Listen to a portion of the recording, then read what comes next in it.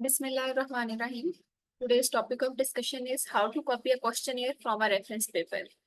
अगर आपने एक रेफरेंस पेपर सिलेक्ट कर लिया है, सपोज गूगल स्कॉलर से आपने एक रेफरेंस पेपर लिया था, अब अगर आप उसका ही questionnaire as it is copy करना चाहते हैं तो उसका क्या मेथड है, तो हम उसको आज देखेंगे डिटेल से। सबसे पहले तो एक तो ये होता है कि कुछ पेपर्स में ना एज इट इज जो क्वेश्चनियर उन्होंने यूज किया वो एंड पे दिया होता है, पेपर के एंड पे। उसमें तो इजी है कि आपने बस पेपर देखने, पेपर के एंड पे क्वेश्चनियर अवेलेबल होगा, आपने उस क्वेश्चनियर को ही कॉपी करके बस गूगल फॉर्म पे पेस्ट करना होता है डायरेक्ट। तो वो तो इजी है। सेकेंडली क्या होता है कि अगर किसी पेपर के अंदर क्वेश्चनियर नहीं गिवन, आपने क्वेश्चनियर खुद उस फिर उसमें केस में आप क्वेश्चनियर कैसे डिजाइन करेंगे, तो उसमें सेकंड वे क्या होता है कि formulate questionnaire from tables and figures.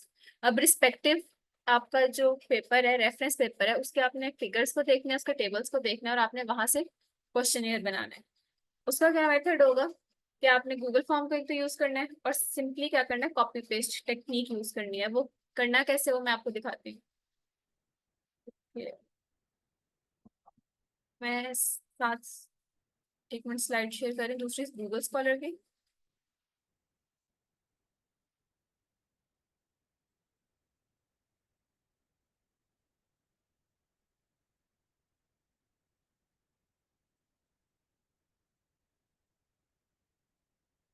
ये देखें, अब ना गूगल स्कॉलर पे कोई भी आप टॉपिक ले लें। इस वक्त मैं एग्जांपल के लिए मैंने एक पैथोलॉजी टीचिंग मेथोडोलॉजी ये टॉपिक सिलेक्ट किया था और ये एक पेपर ओपन कर लिया।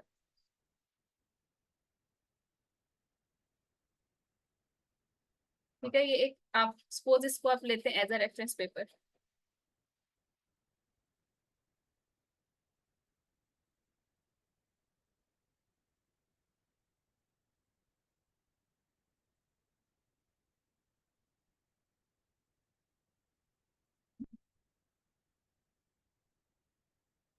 लेकिन पेपर ओपन नहीं हो रहा है।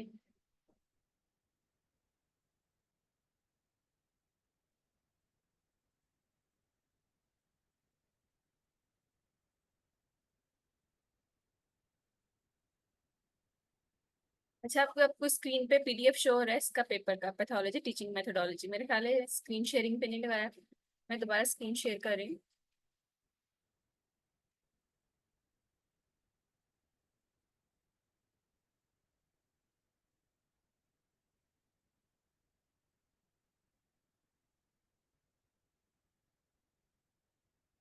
अब स्क्रीन शेयरिंग स्टार्ट हुई है। अच्छा, अब ये पेपर का पीडीएफ ओपन हो गया। Pathology teaching methodology, are students satisfied.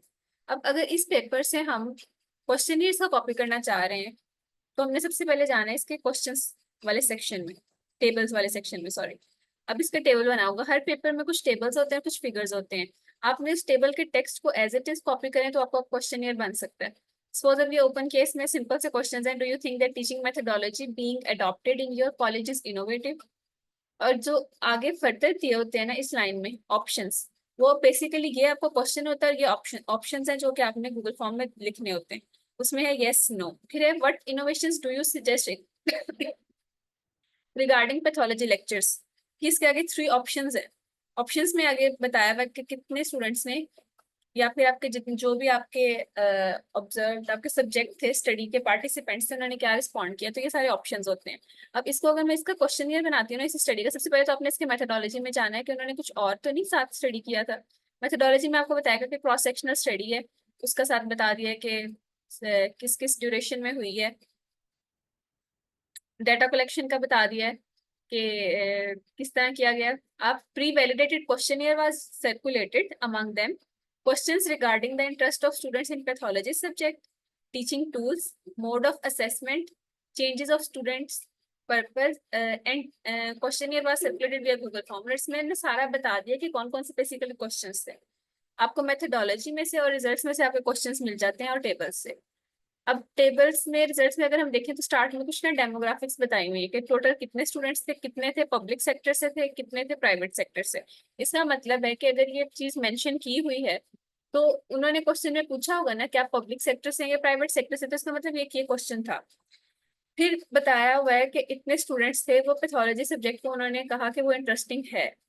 अब ये क्वेश्चन नीचे देखें, इसके टेबल में था इस टेबल में ये वाला क्वेश्चन नहीं दिया हुआ, तो आपके ऊपर रिजल्ट्स में मौजूद है, आप रिजल्ट से लेंगे ये क्वेश्चन कि do you find pathology an interesting subject, yes और नो में आंसर होगा, क्योंकि उन्होंने बताया हुआ कि इतने परसेंट स्टूडेंट्स को पैथोलॉजी सब्जेक्ट इंटरेस्टिंग लगा। Overall students believe pathology was helpful for them clinically. इसका मतलब है कि अगर इतने स्टूडेंट्स ने कहा है कि उनके लिए वो क्लिनिकली हेल्पफुल था, तो इस क्वेश्चन में भी ऑप्शन होगा दूसरा नो वाला।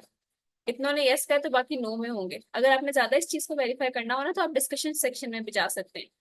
80% स्टूडेंट्स ने कंसीडर किया पैथोलॉजी इंटरेस्टिंग है, 40% were not interested in this subject. इसका मतलब ये यस और नो वाला क्वेश्चन था। फिर हर जो डिस्कशन होती है ना, उसमें हर पैराग्राफ में एक क्वेश्चन डिस्कस किया होता है बेसिकली। अब सेकंड पैराग्राफ में उन्होंने क्या बताया कि most of the students were of opinion that pathology was helpful for them clinically. Students 18% students did not find it helpful in clinical practices. इसका मतलब ये भी यस नो क्वेश्चन था। अब विदाउट कंफ्यूजिंग यू, मैं आपको ना क्वेश्चन के साथ बनाना सिखाती हूँ। साथ आप ओपन कर लें गूगल फॉर्म्स। सिंपली गूगल पे जाना है, गूगल फॉर्म्स। इसमें आप जाएं गो टू फॉर्म्स। यहाँ पे आपने एक ब्लैंक फॉर्म बनाना है। अनटाइटल फॉर्म है, इधर आपका टाइटल आप ऐड करते हैं।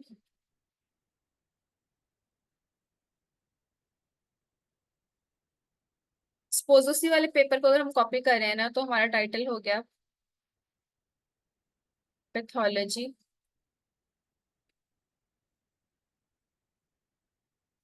Teaching methodology.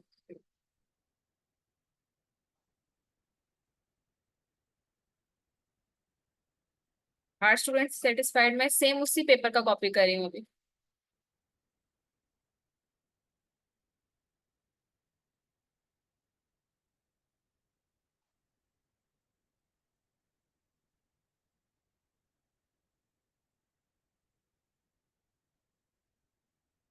आपका अपना टाइटल थोड़ा चेंज होता है, मैं बस समझाने के लिए इसमें कर रही हूँ। इसमें अनटाइटल क्वेश्चन, सबसे पहले क्वेश्चन नंबर 1।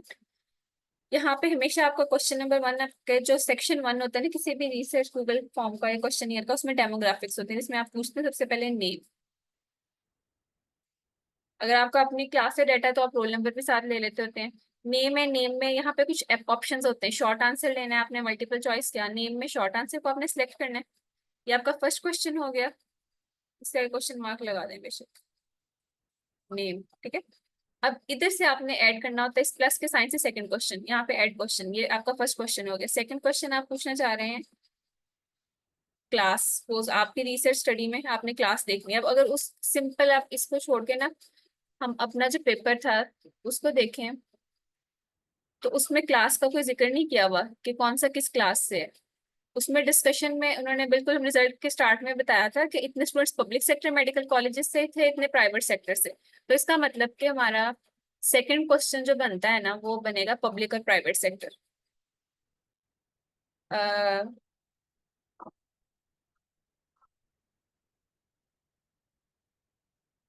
आप कोई भी क्वेश्चन बना सकते हैं। फ्रॉम वेयर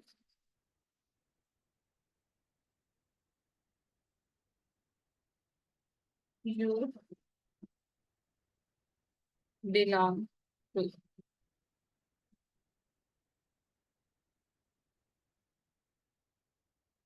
अब इसमें ना मल्टीपल चॉइस आपने रखना है। फर्स्ट ऑप्शन आपने रखना है public sector medical college.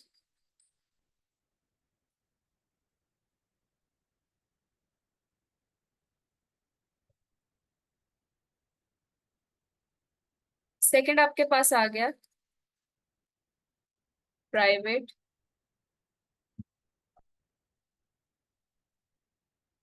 Sector medical college. ये आपका बन गया क्वेश्चन नंबर 2। अब ये इस तरह से आपने साथ में ये रिक्वायर्ड को रखना है, ऑन करना है। इसका मतलब है कि ये इस क्वेश्चन का आंसर देना कंपलसरी है। ये आपका सेकंड क्वेश्चन हो गया। आपने थर्ड क्वेश्चन ऐड करना है। दोबारा वापस अपने क्वेश्चन ईयर की तरफ, सॉरी अपने रेफरेंस पेपर की तरफ जाते हैं। So, उन्होंने बताया कि 200 स्टूडेंट्स थे टोटल, जिसमें से इतने पब्लिक सेक्टर से थे, इतने प्राइवेट सेक्टर से थे। We found that 172 were students considered pathology subject interesting. Wait a minute.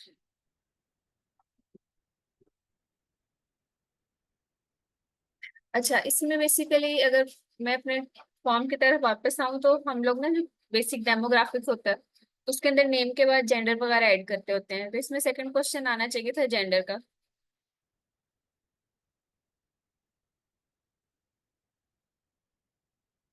क्योंकि उसमें तो उन्होंने मेल फीमेल नहीं बताया, लेकिन हमने मोस्टली पेपर्स में देखना होता है अपनी स्टडी में मेल्स और फीमेल्स का जेंडर का कोरिलेशन अगर हमारे टॉपिक से आ जाए, मेल फीमेल, इसको भी आपने रिक्वायर्ड पे टिक करना है। और ये आपकी डेमोग्राफिक होगी बेसिकली कंप्लीट।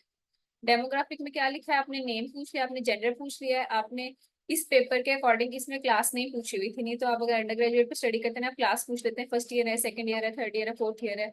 इसमें पूछा हुआ क्या बेसिकली प्राइवेट सेक्टर या पब्लिक सेक्टर, साथ आपने जेंडर का पूछ लिया, तो आपका ये kind of first section complete हो गया।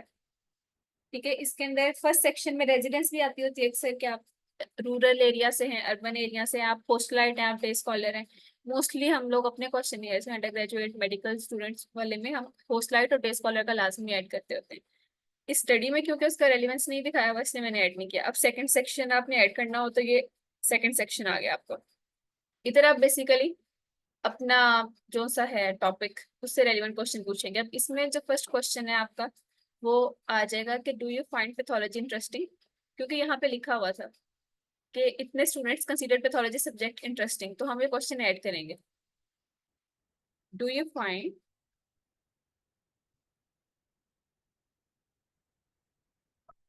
या डू यू कंसीडर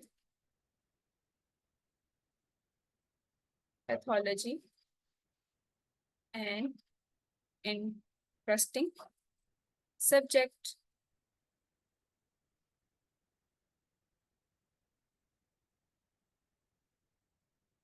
इसके दो ऑप्शन आ जाएंगे, एक यस जैसे उन्होंने अपने क्वेश्चन में अपने डाटा में एक्सप्लेन किया, और दूसरा है नो।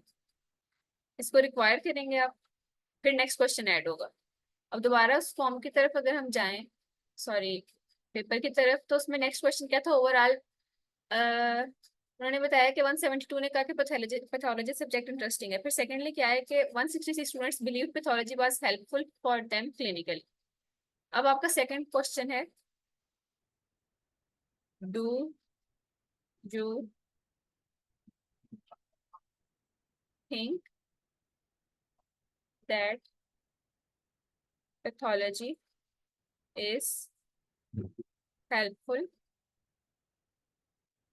For you clinically. इसमें भी ऑप्शन आ जाएगा यस और नीचे आ गया सेकंड ऑप्शन है नो। इधर मल्टीपल चॉइस सिलेक्ट हुआ हुआ, रिक्वायर आपने कर दिया इस क्वेश्चन को, फिर आपका नेक्स्ट क्वेश्चन आएगा। अच्छा, मैंने इसमें यस नो क्यों दिया है, क्योंकि मैंने आपको जब नीचे डिस्कशन में दिखाया था ना, तो वहां पे उन्होंने बताया हुआ है ओवरऑल जो फर्स्ट क्वेश्चन था 86% स्टूडेंट्स ने कहा था पैथोलॉजी इंटरेस्टिंग सब्जेक्ट, और 14% कह रहे थे कि इंटरेस्टेड नहीं है। इसका मतलब कि जब क्वेश्चन पूछा गया होगा कि पैथोलॉजी इंटरेस्टिंग है या नहीं, तो उसका ऑप्शन होगा येस और नो में। फिर सेकंड पैराग्राफ में सेकंड क्वेश्चन आना था, उसमें कहता है most of the students were of the opinion that pathology was helpful for them clinically. और बाकी जो रिमेनिंग परसेंटेज है ना, 81% ने कहा था हेल्पफुल है, तो 18% ने कहा है it did not they did not find it helpful in clinical practices. तो इसका भी इसका मतलब ऑप्शन यस नो में था। उसके बाद नेक्स्ट क्वेश्चन हमने देखना है from private sector 81% students had the opinion that their teaching methodology was innovative, while from public sector only 58% believed that their teaching methodology is innovative. इसका मतलब कि अब नेक्स्ट क्वेश्चन है। अच्छा, इसमें पब्लिक प्राइवेट सेक्टर वाले में नहीं जाना, वो ना टेस्ट अप्लाई होते हैं, टेस्ट के बाद पता चलता है कि जब हमने स्टार्ट में क्वेश्चन पूछे ना क्या पब्लिक सेक्टर से तो प्राइवेट सेक्टर से या प्राइवेट सेक्टर से, तो इंडिविजुअल रेशियोज ना बाद में हम एसपीएसएस के थ्रू फाइंड कर सकते हैं। अब इसमें क्वेश्चन बेसिकली क्या, अपने क्वेश्चन को देखें कि टीचिंग मेथोडोलॉजी इनोवेटिव है या नहीं है। तो नेक्स्ट क्वेश्चन हमारा बनेगा कि इज टीचिंग मेथोडोलॉजी या does teaching methodology adopted in your colleges innovative और not. Does the teaching methodology being adopted in your respective medical college is innovative or not. अच्छा, ये जो पेपर है ना, इसके अंदर वो स्टूडेंट्स का पर्सपेक्टिव फाइंड कर रहे हैं, तो आप यहाँ से इसको जरा चेंज कर दें, जरा ज्यादा अच्छा एफिशिएंट सेंटेंस बन जाए। According to you the teaching methodology being adopted in your respective medical colleges is innovative or not। ठीक है, तो यहाँ पे आप, अच्छा आप इसको इनोवेटिव और नॉट नहीं करें, यहाँ पे इनोवेटिव लिख दें बस। इज इनोवेटिव, कि आपके कॉलेज में जो मेथोडोलॉजी है वो इनोवेटिव है या नहीं है, तो उसका आंसर आ जाएगा यस और no.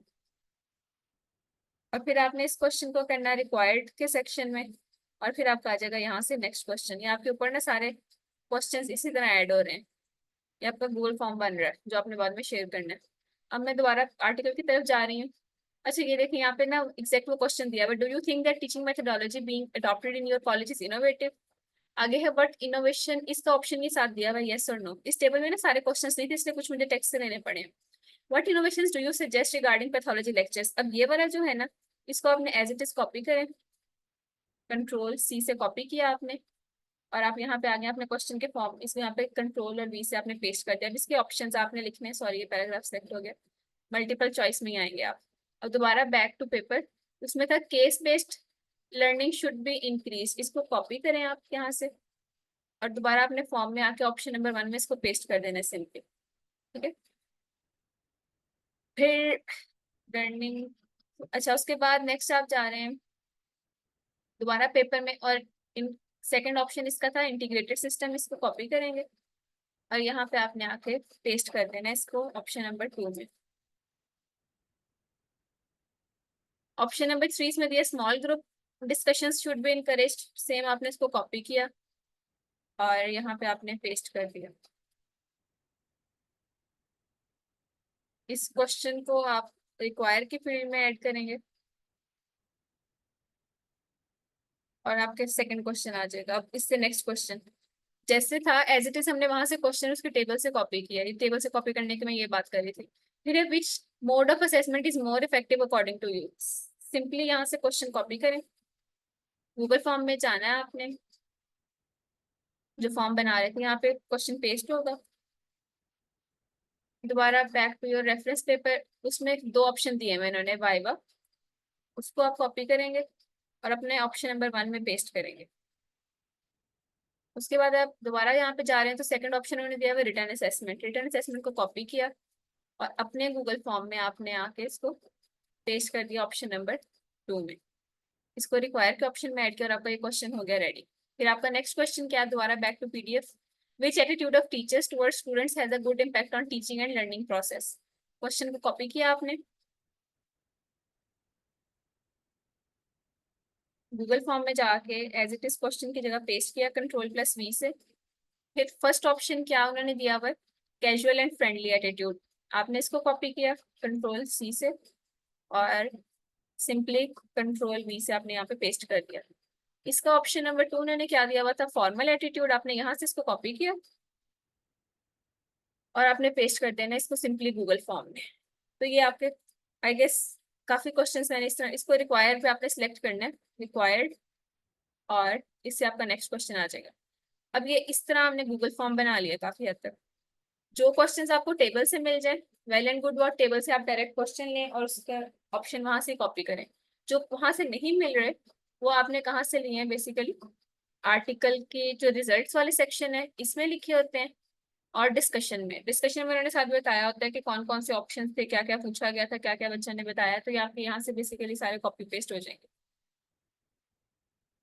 So that was all about कैसे आपने कोई जो क्वेश्चन ये है किसी रेफरेंस पेपर से कॉपी पेस्ट करना होगा। अगर तो अगर जिस पेपर पे दिया होगा ना क्वेश्चन ईयर, उन्होंने पेपर के एंड पे यहाँ पे रेफरेंसेस से ऊपर या फिर इसके नीचे ना इस सेक्शन में यहाँ पे बताया होता है कि कौन सा क्वेश्चन ईयर उन्होंने यूज किया है। अगर क्वेश्चन ईयर पेपर में नहीं दिया हुआ तो वो आपने उसके टेबल्स से और उसके रिजल्ट्स और डिस्कशन वाले सेक्शन से फाइंड करना है।